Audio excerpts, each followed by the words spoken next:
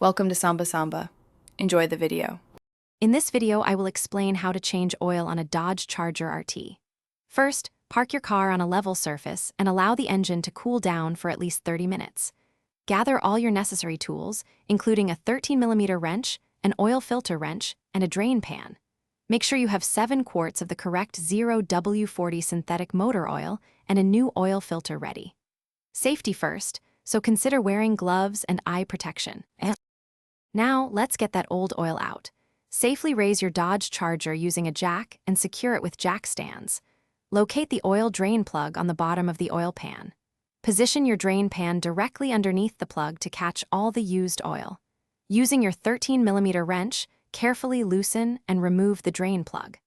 Allow all the old oil to completely drain into the pan, which usually takes about 10 to 15 minutes.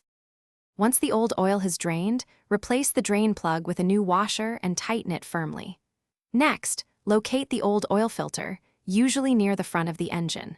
Use your oil filter wrench to remove it, being mindful of any residual oil.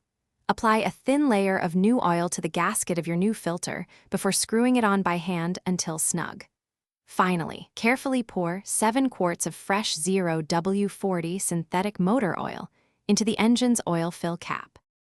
After refilling, start your engine and let it run for a minute or two, then shut it off. Check for any leaks around the new oil filter and drain plug. Wait a few minutes for the oil to settle, then pull out the dipstick, wipe it clean, reinsert it, and check the oil level to ensure it's within the proper range. Top off if needed. Remember to dispose of your used oil responsibly at a local recycling center. Also, for a fresh car interior, check the description for a link to little trees, black ice, and other great deals.